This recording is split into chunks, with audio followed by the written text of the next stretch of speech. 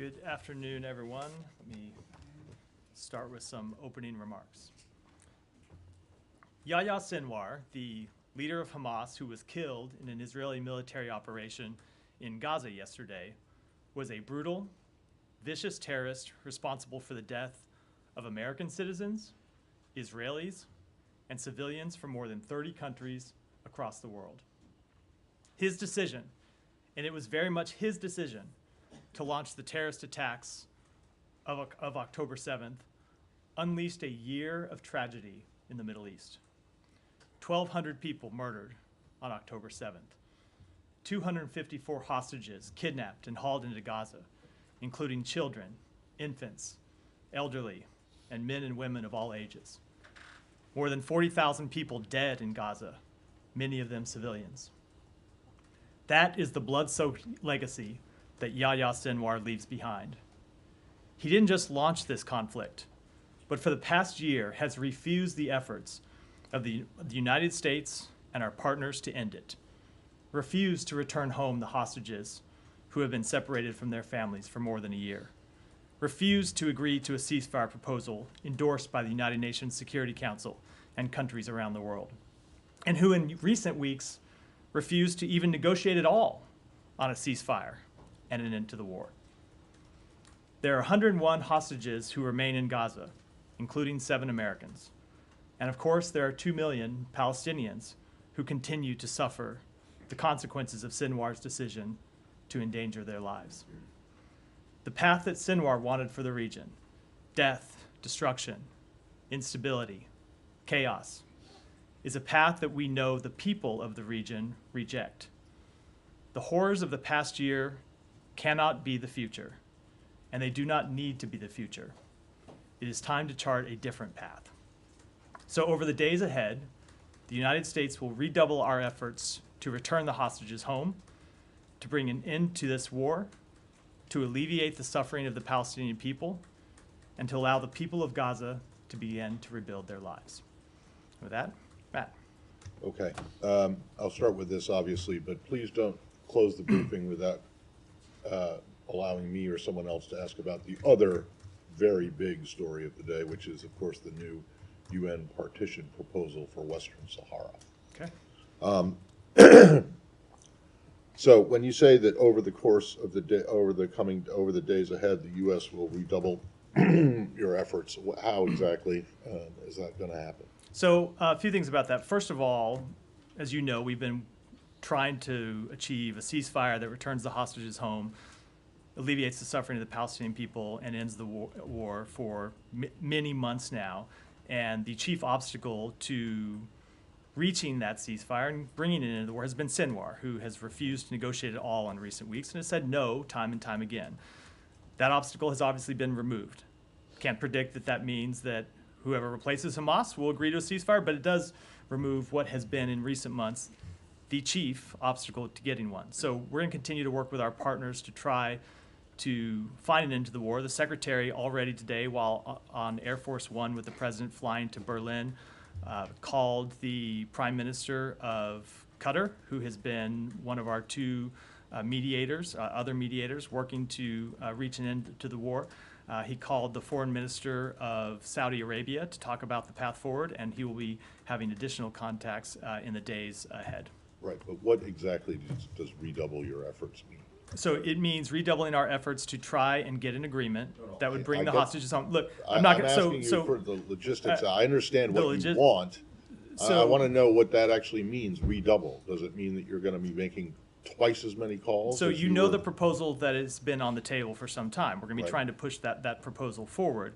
We now have a different, well, we don't know who will be on the other end of the negotiating table now, but certainly won't be Sinwar. So there's a different, it is a very different situation. Now, I don't want to predict too much what our efforts will look like over the course of the days, because we are just hours after what is a seismic event that changes the nature of this conflict. But we believe it is an opportunity to try and bring an end to this war, and we're determined to try and seize that opportunity.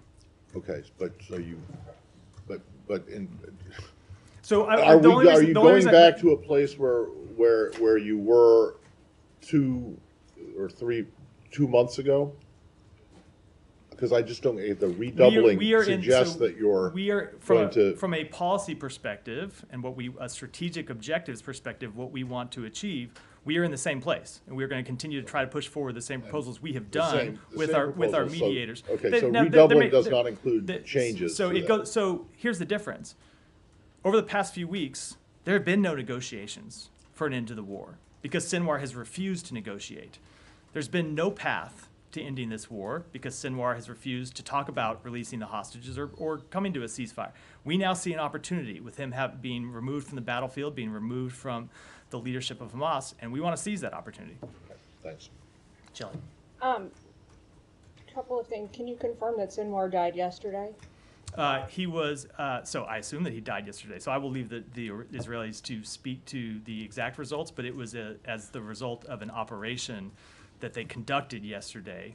I don't believe that he lay where he was brought down for hours and died later, but the Israelis can speak to that. They will be the ones that conduct any testing and can provide any results. No confirmation, but that's your belief the operation they carried out was yesterday. I assume that he died instantly or fairly shortly thereafter, but the Israelis can speak to that. Does the leadership in Qatar, after the secretary spoke to them, do you suspect or do you know if they know who Hamas's chosen successor is going to be? I don't think anyone can say with any certainty. Hamas has a process that they go through in these situations. We saw them go through that process after the death of Hanea. I could only expect that they will go through that process again. I don't think anyone can predict. People can always speculate, of course, about who the next leader of Hamas will be, but I don't think anyone can predict with any degree of certainty. But what we would hope, is that whoever the next leader of Hamas is, he will look at what has happened over the past year and look at the suffering that Hamas's actions have brought upon the Palestinian people who they aim to represent, whose cause they aim to advance, and will look and decide that they ought to pursue a different path forward. They ought to pursue a path that isn't one of death and destruction and chaos and harm to Israeli civilians and harm to Palestinian civilians, but one that the United States has presented, that Egypt has presented, that Qatar has presented, that other countries in the region and around the world have presented and endorsed. And so that's what we'll be pushing for. Are you communicating that to, indirectly, to, I guess, the remaining leadership there? That, are you communicating that is the United States' hope and what you're pushing for? So I'm not going to speak about any communications that our mediators will have. We always let them speak to those. We are communicating with Qatar. We'll be communicating with other partners in the region. I think that our position is fairly well known. Now, of course, we don't know who the person at the other end of the phone is going to be. We don't know who will be making decisions for Hamas now. What we do know is that the person who had been the chief obstacle to moving forward with an end to the war is now fortuitously no longer with us. Last question. So I know that you hope this is a big opportunity for ceasefire negotiations and a deal and return of the hostages, but a little more macro, what about for a two-state solution? How do you think this? Of course, that is the goal that we want to see. That has been our policy for some time. We ultimately want to see a path forward that allows Palestinians in Gaza to rebuild their lives, to rebuild their neighborhoods, to have security, to have Palestinian-led governance that they choose, not that it's imposed upon them by the outside world, to live free from the grip of a brutal terrorist organization as opposed to how they have been living in Gaza for the past couple of decades, and ultimately an independent Palestinian state where Gaza is reunited with the West Bank. But that's just like a lot of hope and no chance, or have you seen any indications that this could create an opening for that? I do want to just step back, and this, I think, will be an answer I give to a lot of questions like that today, which is we are just hours after a very significant event. I think we're going to have to watch and see how things settle before people can make predictions about how the days, weeks, and months ahead will play out. One thing we do know for certain is that the world is a better place with Sinwar gone from it, and it gives us an opportunity that we didn't have as long as he still called the shots for Hamas. Now, what that will mean, we'll have to wait and see in the days ahead. Yeah. Could I ask you something? You said that this removes an obstacle. On the Secretary's last visit to Israel, he said very publicly that Netanyahu was on board with the ceasefire plan as events stood with the bridging proposal. Is that still the perception in the United States, that the Israelis are completely on board with what was on the table? So they had accepted the bridging proposal, and if you remember what else he said at the time is there were still remaining pieces to that deal that needed to be agreed between Hamas and Israel. So we had gone significantly down the road in first getting an agreement on the framework, then getting an agreement on the bridging proposal, but there were still a number of implementing details that needed to be implemented or needed to be agreed to, and that Israel was going to face some tough decisions in getting there, and we were going to push Israel to make those tough decisions. And so that remains the case. But what happened in the interim after that visit is that Hamas just walked away from the negotiating table. And so the work that we wanted to do to bridge those final differences, we couldn't do because you didn't have two partners to talk to. So, but what again, of course, is that there was the issues of the Philadelphia corridor and all that. Is it the impression in the United States that there needs to be efforts as well with the Israelis right now, maybe push them a little bit harder to get to the place where the U.S. wants them to be? So, as I said, of course there will be tough decisions that the Israelis will need to make to get an agreement to end this war. And we have made clear any number of times that we will have very direct, candid conversations with them about the need to make those tough decisions. But we weren't even in a place to do that when you have no one at the other end of the table willing to even agree to negotiate. So you can't tell the Israelis they have to make tough decisions when Sinwar is sitting on the other side saying, I'm not even going to negotiate the end of this at all. We're now in a different place. What that means going forward, too early to tell, but we do believe it is an opportunity that we want to pursue. And just pursuing that, I mean, obviously we're talking about Gaza right now, but of course there's Lebanon, and there's the war has clearly expanded from where we were a few months ago. When we're saying that when the Secretary and the President are saying that it's time to end the conflict, does this also mean in Lebanon? Is it the time also to end the conflict? We do want to see ultimately a diplomatic resolution and all. Now, look, you face a different situation in Lebanon. There are still Hezbollah forces in close proximity of the Israel border, the border between Israel and Lebanon, who still not only maintain the capability to launch terrorist attacks against Israel, but are still launching terrorist attacks against Israel, continue to rain rockets down on Israel from just across the border. So it is a different conflict in a different space. We have never thought the two conflicts ought to be linked together, but obviously there are those in the region who have seen the two of them as linked. So ultimately, we want to see a diplomatic resolution to that conflict. We want to see an end to the fighting there. We want to see it done in a way that guarantees the implementation of 1701, so Hezbollah actually withdraws north of the Litani River.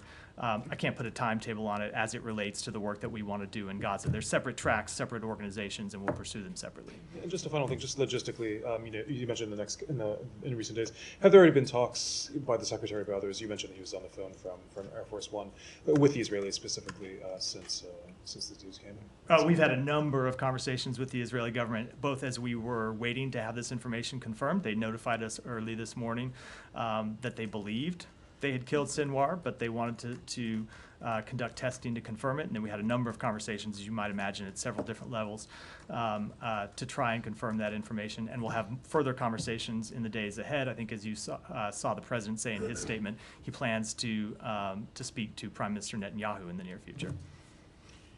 You just said that the Israelis notified U.S. early this morning that they believe Sinwar was killed.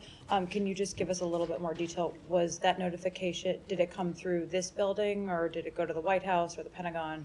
Do you know where that channel was? It came in multiple channels. There were people in this building who were notified. There were people in our embassy who were notified. I certainly would expect that people in the Pentagon and people in the White House were notified as well. As you know, we have multiple channels of communication with the government of Israel, and we were told over multiple channels early this morning. And you also, you and other U.S. officials in the last hour have been saying now it's time to bring an end to this war between Hamas and Israel.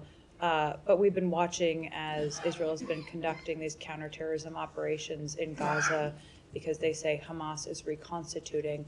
If the time is now to bring an end to this conflict, should they stop those counterterrorism operations? So Israel achieved an incredibly important strategic objective today. But their other strategic objectives remain. First and foremost among them, the return of the hostages, including the 7 Americans who remain held hostage. So we want to see those hostages returned home. I know Israel wants to see those hostages returned home, and it's important that they continue to work to return those hostages home. But ultimately, we want to make sure that they take the strategic objectives that they have accomplished, and today was a significant one, but they've accomplished other strategic objectives over the course of the past year in degrading Hamas's military capabilities to the extent that in no sense could they launch an attack today that looked anything like the attack of last October 7th. They are in no way a functioning military force the way that they were on October 7th, though they, of course, still maintain significant ability to wreak havoc and launch terrorist attacks. So what we want to see from them, and this is what we'll be discussing with them, is how they take those strategic objectives that they have met and turn that into an enduring strategic victory. And from our perspective, that means a path forward in Gaza that isn't just a military path forward for degrading Hamas and continuing to fight Hamas fighters over and over and seeing 100 fighters killed and 100 new fighters join over the course of a day or a month and being in this perpetual cycle of continuing to fight on the ground there. What we want to see is a path forward that brings the hostages home and sets the conditions for the day after, where you have reconstruction in Gaza, you have actual security in Gaza, and you have a political path forward for the people in Gaza that is determined by the people in Gaza. And so those are the conversations we are going to have with the government of Israel, as well as with our other partners in the days ahead. Those are the conversations the Secretary started already today with his counterparts in Qatar and Saudi Arabia. But I guess you didn't answer the question as to how the counterterrorism operations that are ongoing fit into that. If you want them to drive forth an enduring victory, you said, should they stop those counterterrorism operations because Hamas has already been dismantled to such a significant degree? Look, Hamas still does pose a threat, and Israel still has a right to take on that threat, and they still have a right to try and put pressure on Hamas and try and free the hostages that remain there. But ultimately, we think the path forward is not just to continue military operations that they will have to repeat over and over again. Because in our judgment, and in the judgment of our partners in the region and our partners around the world,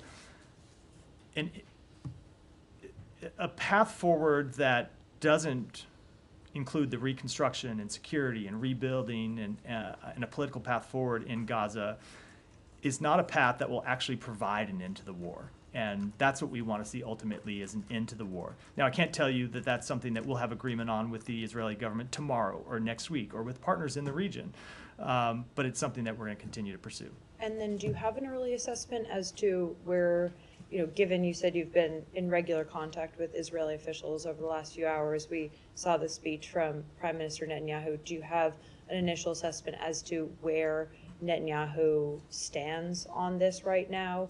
If he's going to be in lockstep with the United States in driving forth an end to this conflict after Sinwar's death? So the president's going to talk to the prime minister in the coming days. I think it's appropriate to wait for that conversation before and we then offer just last any kind of question. assessment. That makes sense. The day after plan, there have been many conversations in this building about when you guys are going to release that has been long worked on in this building. Is the time now? So I don't want to preview any announcements, but obviously we want to seize the opportunity created by the death of Sinwar, and that means an opportunity to end the war, and it means an opportunity to get to the day after. And so we have been working on this for months, and it's not just happening inside this building, but as you know, happening in conversations with our partners, first and foremost in the region, but also our partners in other countries around the world. And we do want to look to push those plans forward in the days ahead. I'm not going to preview any specific announcements or give any specific timing. Again, we're only hours after what is a fairly seismic event, But certainly it's something that we want to pursue aggressively in the days ahead. Thanks. Daphne. Thank you. To follow up on Sean's questions about Lebanon, Jake Sullivan just said nothing in the Middle East is unrelated. So how can you delink the ceasefire in Gaza from the fighting in Lebanon and pursue these separately? So that's the point I just made, which is we have never believed that the two conflicts ought to be linked together. And just when you look at it, you're pursuing separate diplomatic resolutions with the state of Lebanon and trying to find a ceasefire agreement in Gaza. So of course, Hezbollah linked the two conflicts even when we didn't think they were linked, and Hezbollah has continued to link the conflicts. What we have always believed is stability brings about stability. So if you could bring an end to the conflict in Gaza, that heightens the chances of reaching a diplomatic resolution to the fight across the blue line, and that remains our assessment. And then Netanyahu said today that their task is not complete, that they will continue full force until the hostages return, and that the war is still not over. What's your reaction to those comments? Do you see them at odds at all with Biden's statement, which mentioned ending the war and the administration's aim of trying to push forward the ceasefire proposal? So, as I said a moment ago in response to another question, they have a very real, very legitimate strategic objective that they need to continue to pursue, which is the return of all the hostages. And we have a very real interest in that objective as well, because 7 of those 101 hostages are Americans, and we want to see them return. So we're going to be in conversation with them about the best way to achieve that objective in the days ahead.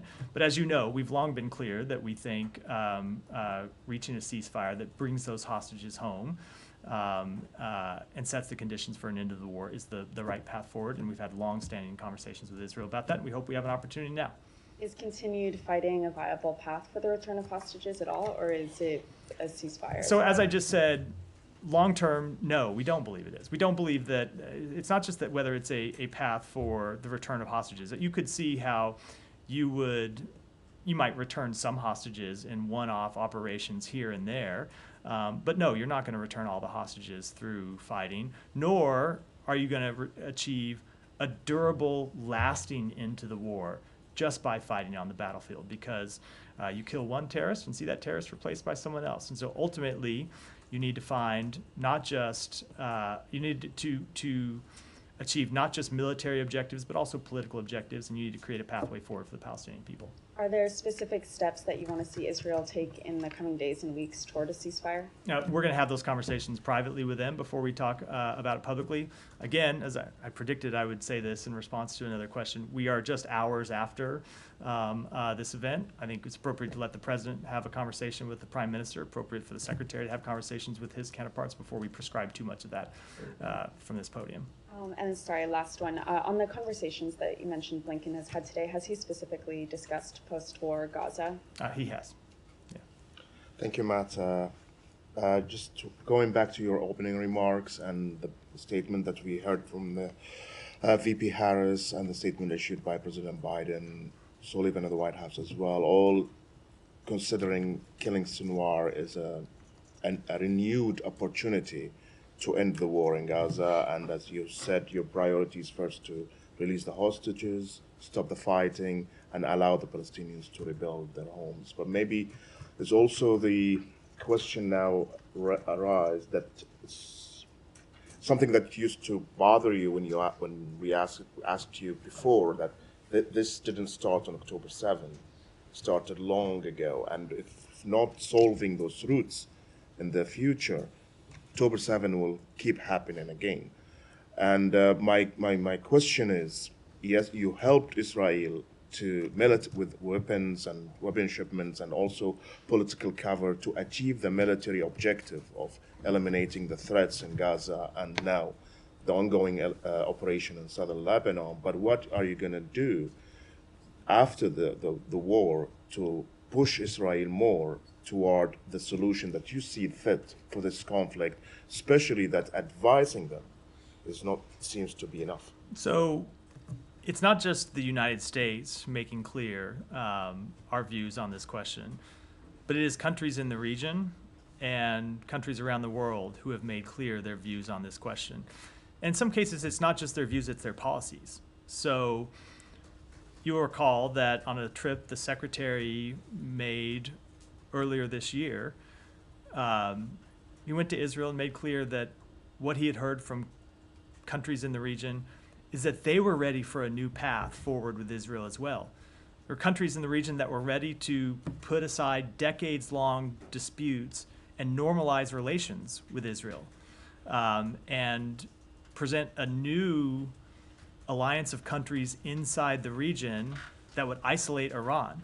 So there are enormous benefits for Israel's security, for Israel's economic development, for Israel's relations with its neighbors and its standing in the world, to finding a political path forward that allows the Palestinian people to realize their aspirations. Now, I get the tension inherent in your question, which is we cannot make that choice for the government of Israel or for the people of Israel. All we can do is lay out to them the upside of ultimately moving forward with a path to a reunited Gaza and the West Bank and a political path forward for the Palestinian people. And we can lay out the risks of not pursuing that path, and the risks are well known. But it is Israel that has to make that decision in the same way that other countries in the decision have to, in the region, have to make their own decisions about the types of relationships that they want to have with Israel. Matt, I mean, you must know that the world doesn't work this way. If one country doesn't adhere to UN Security Council resolutions, and in fact there will always be ways to force them toward it, whether by UN sanctions, American sanctions, more pressure on the government to abide by the international law. And the international law states that the West Bank is an occupied land, and the two-state solutions is the way forward.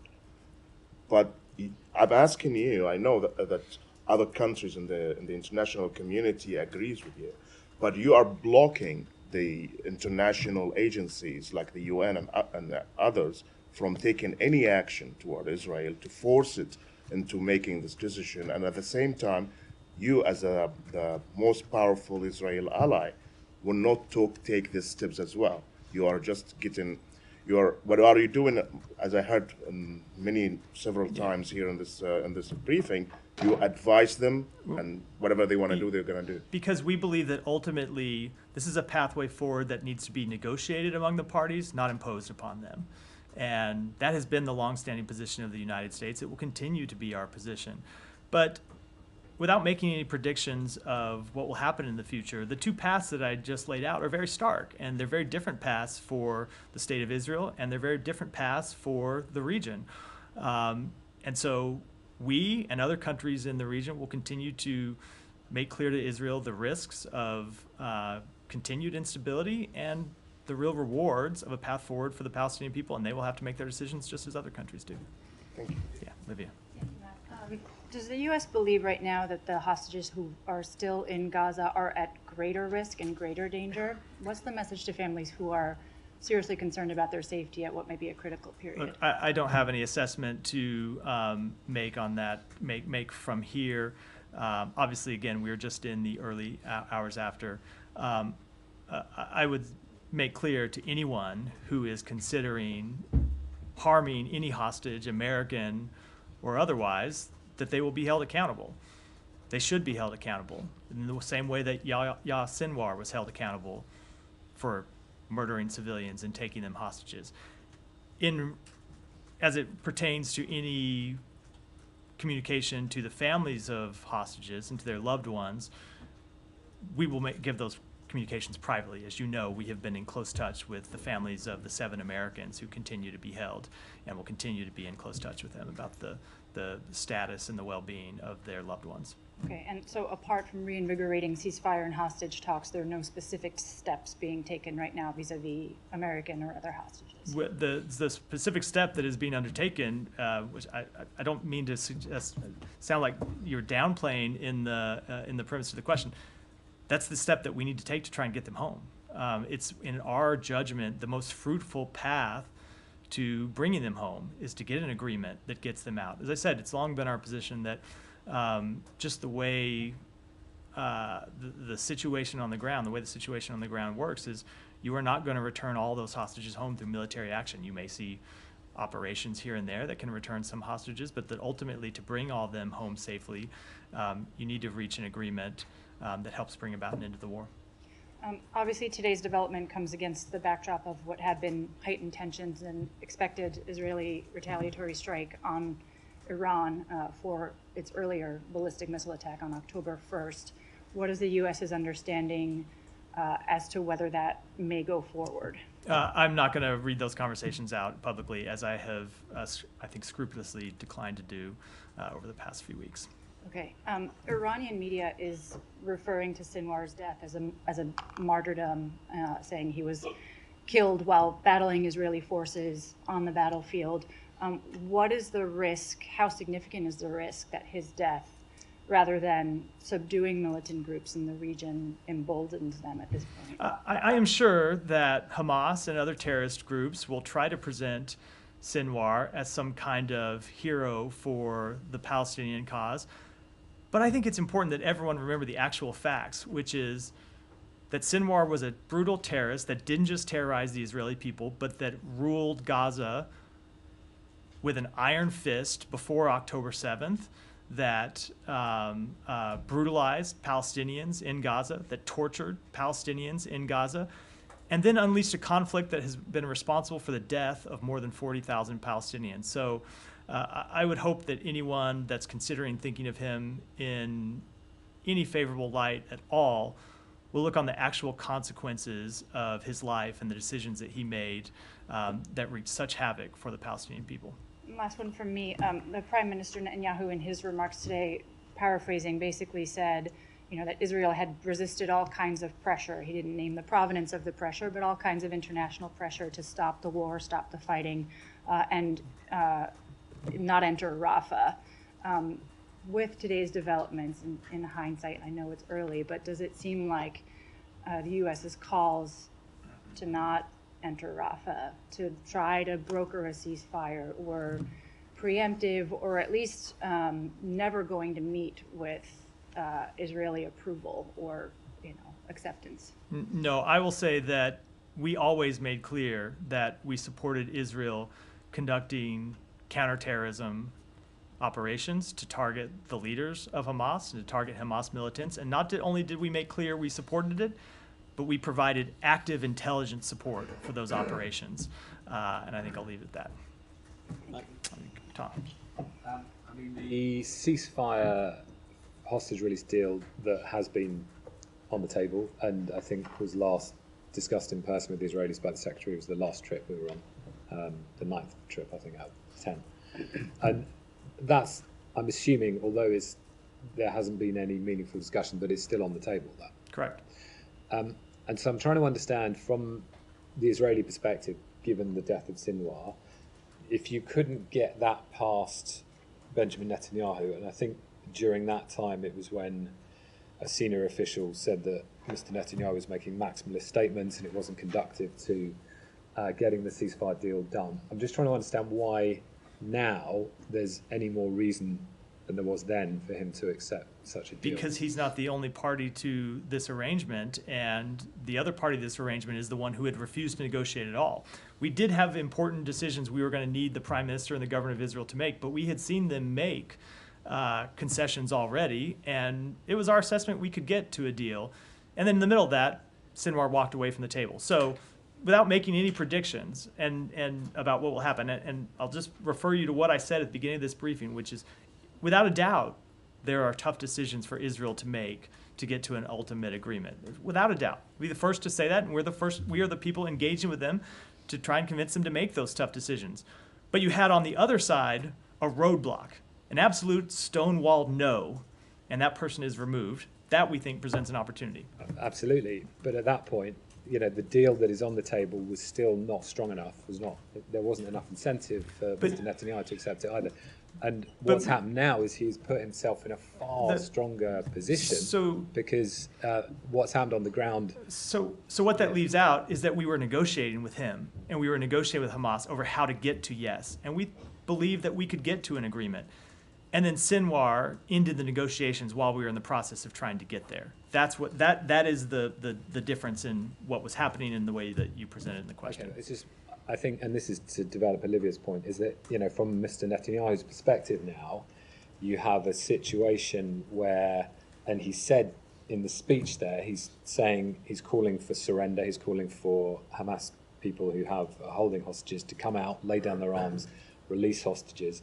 There's nothing that I can see in what he's saying about getting the hostages released and an end to the war via discussion, diplomacy, ceasefire talks. This is all about military pressure, which he is suggesting he is vindicated by, against, as he said, all the pressures.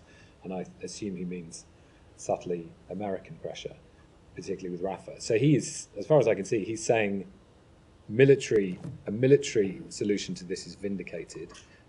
Keep going and try and get hostages released via surrender or whatever. No offense, Tom, but is there a question coming at the end of this? I'm saying, how are you going to incentivize him now? Because this to him is a military vindication and a way in which to keep going, and not as you want, which is a viable Palestinian future in the Gaza Strip. He wants Israeli control effectively with a minimal sort of local. Right, so let me get to it. So I'm asking what the incentives you're laying out. I was going to say, it still took a while to get to the question. Look, we believe the incentives are the return of the 101 hostages, and we believe the incentive is a path forward that provides increased security for Israel. And we had gotten agreement from them. If you go back and remember that even before we got to this position in July and August, where we were arguing over the implementation details, we had an agreement that Israel had accepted, that Hamas refused. So it's just not accurate to say that Israel had never agreed to, you didn't say that, I'm not trying to put words in your mouth. Israel had agreed to a ceasefire proposal that we put on the table. And Hamas didn't accept it. They came back with provisions that they wanted to change and negotiated. And then we had to bridge differences between the two parties, and Hamas walked away. So I can't tell you what the government of Israel is going to do, direct those questions to them. We believe it is in their interest to ultimately find an agreement to the end of the war. We've seen them previously be willing to engage in those conversations. We've seen that there are proposals that they accepted. We hope now that there is a party on the other side that's willing to engage in conversations. And on that, just on the the discussion with Qatar is today, is there anything you can read out about that? The discussions with the Qatar leadership of Qatar. No, nothing further. They had a discussion about it, but we have a lot of work to do in the days ahead, and we intend to pursue that work. Thank you, Matt. I'm struck by how you described the killing of Sinwar as a seismic event. Really, you believe that it was a seismic event at the level of, let's say, something like a nuclear bomb or something like that? Really, I mean, it is absolutely a seismic event in the Middle East. When you look at who he was and what he was responsible for, he was someone who made the decision, and it was his, as I said at the beginning, it was his decision to launch the terrorist attacks. Someone who, after the death of Yahya, didn't just have military control of Hamas, but had political control of Hamas as well. And he is the person who has been the prime obstacle to ending the war and stopping the suffering of the Palestinian people. So absolutely, it is an important event. It was a firefight. He had two other people with him. I suppose we disagree about the relative importance of the death Whatever. of Sinwar. I think it's a pretty important event. That's what the Israelis are saying, not me. I don't know. Now, let me ask you a couple of things now. You keep saying that Hamas absolutely refused it. As far as all the people that were involved in negotiations from the Arab side, the Qataris, the Egyptians, and so on, they all say that Hamas agreed 100% to your proposal. No, it was the Israelis that rejected. They don't, Saeed. And they went on. They don't, Saeed, and that's not what happened. Okay. And you and I have been through this before. That's fine. I'm just trying to, I know, but you and I have been through this before. Right. They came back with a counter proposal, which is not an acceptance of the proposal that was put forward and endorsed by the United Nations Security Council. If I give you a proposal, Saeed, and you come back and say, I agree to 7 of the things you propose, and on these 3 others, I have major changes. That is not an acceptance of my proposal. But the Israeli answer was to go ahead and kill the chief negotiator, right? Who was not carrying a gun, was sleeping actually in a guest house, wasn't it? What is there a question? And Saeed? I'm just saying at that point. Okay, yes, I do have a couple of questions. You also said that whoever comes next, Hamas, they would look back and reassess what happened in the last year and so on. I didn't say they would. I said I hoped they would. You hope they would. Yes, I said that you hope that they would. Does that mean that you would be willing to negotiate with Hamas directly? If someone, no. if someone, No, the Hamas So- is a terrorist organization. The United States does not Right. engage with terrorist organizations, but of course we will engage So- with our mediators who right, okay. engage with So them. what would be the incentive for those people? I mean, it seems now that no one is having command and control over Hamas. I mean, probably it's, What would be everyone is running what would their be the own. incentive? Site? How about an end to the war? No, I How about understand. stopping the death of Palestinian civilians?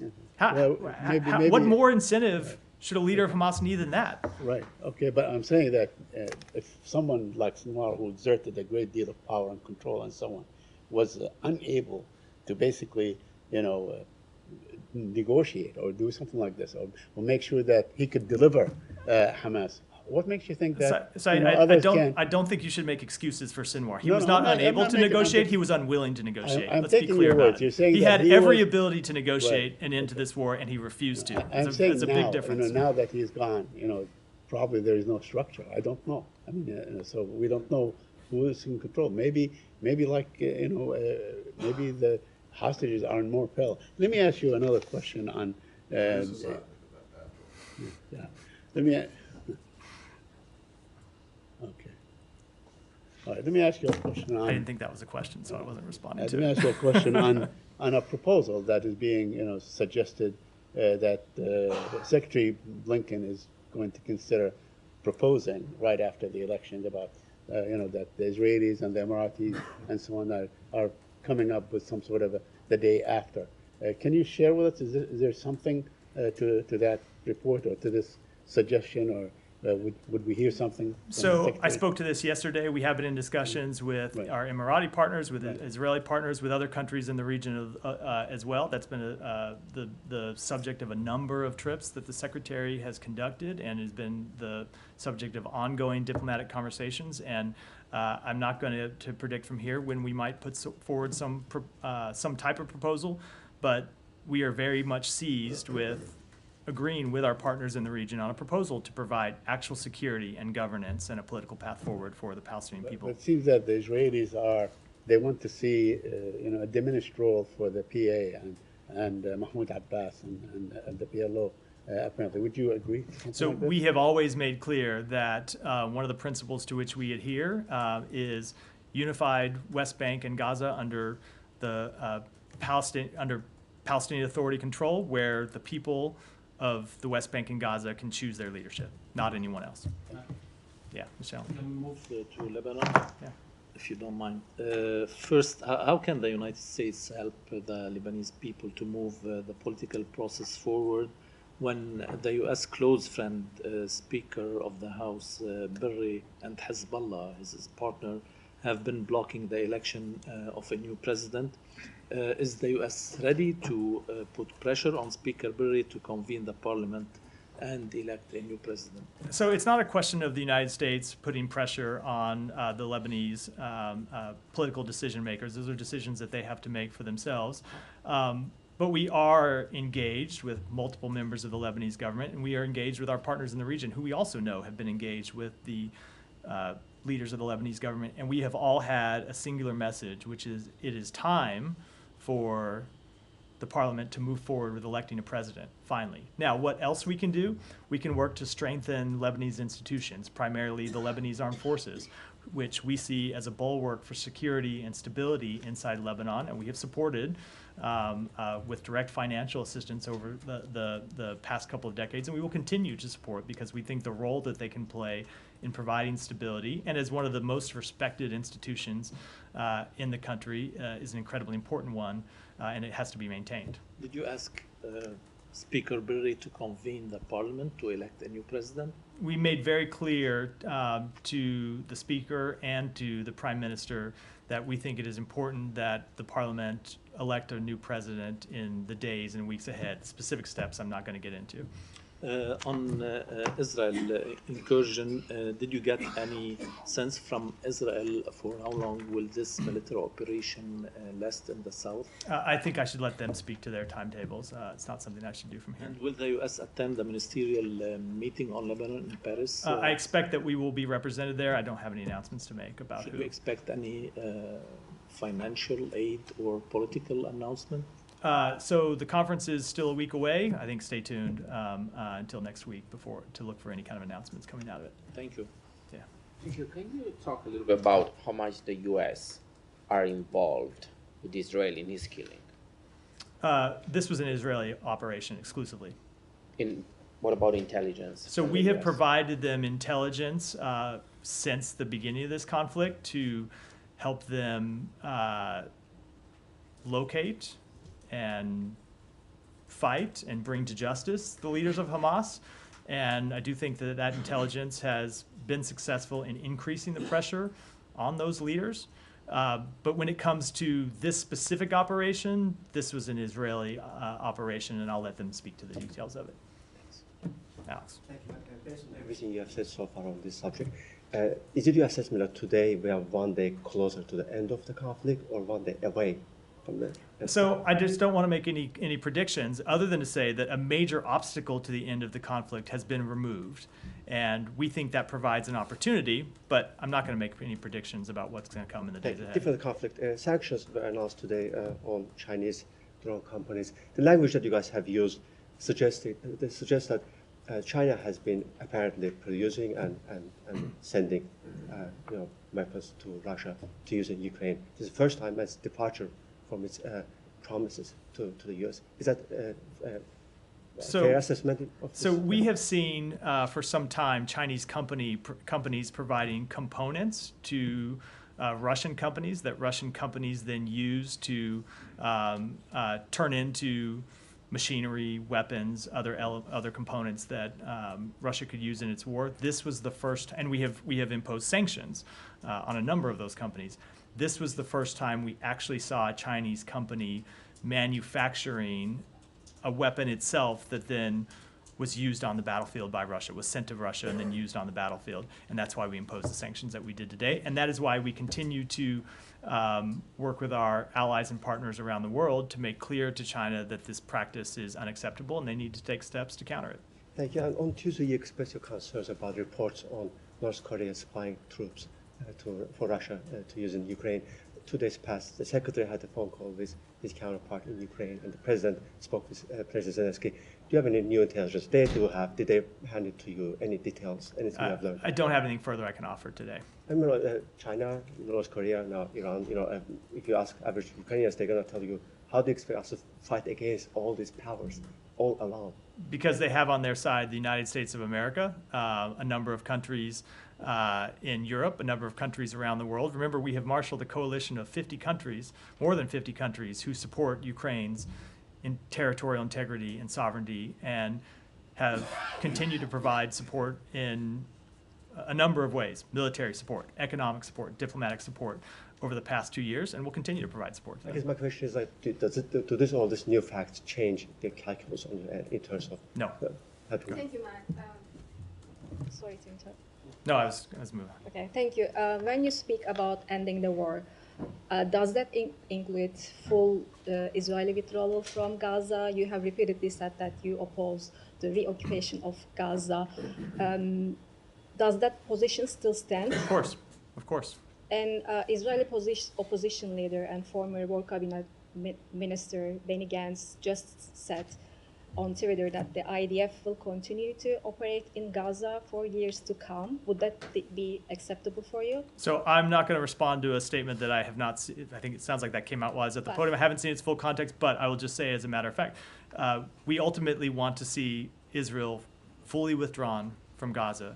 Now, they have a right to, as any country does, to address terrorist threats against its people. But what we want to see as an end to this war is the terrorist threat from Gaza eliminated. And we want to see ultimately a political path that establishes a Palestinian state that is not hostile to Israel. And so, of course, you wouldn't want to see and wouldn't need to see the IDF operating in that environment. Yeah, when the war ends, we will never see IDF operating in Gaza anymore, right? Like complete withdrawal. Well, I'm sorry, what was it? Like complete withdrawal of yes, the that's IDF what we want to from see Gaza. is a complete withdrawal. That's what we meant when the secretary laid out almost a year ago a number of principles that we wanted to see for the end of the conflict, and one of them was no occupation of Gaza. Prem. Thank you, Matt. Our colleagues at Politico reported that a U.S. envoy told aid groups that the U.S. would not consider withholding weapons to Israel for blocking food and medicine, that essentially the rules don't apply to Israel. Given It's not essential. No, forget what the essentially. That's not at all an accurate representation of her comments. That's not all. That's what the source not all of the story not all was. of which were accurately presented in that article. I would say should note as always with these, you have what becomes a secondhand presentation put into an article. Not all of those comments were in any way accurate. Sure, but was the basic characterization of her describing U.S. I'm not going to policy- speak to a private meeting, but we have always made clear that we are committed to the defense of Israel. We will continue to support the defense of Israel, but we also are going to enforce U.S. law. So you will enforce U.S. law, including If you look potentially at the letter blocking that the weapons secretary, aid. if you look at the letter the secretary sent the other day, he said that there are a number of U.S. laws and policies that are implemented by Israel not taking steps to allow humanitarian assistance to get in, and we will enforce U.S. law. But we're going we want to see Israel take increased steps. We've seen them take some increased steps over the last few days, but we need to see much more. I guess there have been previous instances for which like this threat has been sort of floated, whether it's in the wake of this 7 central kitchen workers that were killed, whether it was in before any sort of major operation in Rafah. Of course, the administration maintains that there wasn't a major operation, but nevertheless, there have been instances for which this threat has been offered, and yet there hasn't been any actualization of it. So I know that your objective is to see the end of U.S. support to Israel. Our objective is to see Israel take steps to increase humanitarian assistance getting into Gaza. We have other steps as well, but that's relevant to the conversation we're having now. And so our engagement with them on this question has been to push them to take steps. And at times we've seen them take really important steps. When we had this last major engagement with them in April, we saw them take a number of steps to open new crossings, and it got trucks up to 300 to 400 in some days. Now we saw significant first stagnation and then backsliding over the last few months, which is why the secretary felt it was important to send that letter this Sunday. To be clear, Sean, my go ahead. objective is not My objective is to ask about the U.S. enforcing I understand. its laws. Sean, It's not to do Can that. we actually go to Western Sahara? No, wait a second. I thought I had dibs on You either one, but I'm going to disappoint you with my answer. So go ahead. What? I'm going to disappoint you with my answer. Only go ahead now. I should let you live through the disappointment rather than preview it. So Sean, go ahead with the question. I'm giving the answer now, but does the U.S. support a partition of Western Sahara? I'm going to need to take that question back only because, as you might imagine, I was entirely focused on the events in Gaza yesterday. You spent decades as a scholar of Western Sahara haven't reviewed the diplomacy in action. the Haven't reviewed the Polisario. action at all or discussed it with any of my colleagues. So let me take it back and get you an answer. Just to be clear, there is no action per se. It's just the UN envoy's proposal, which is the same proposal that former Secretary of State James Baker made when he was in that same envoy position, which is to partition Western Sahara between Morocco and the Polisario.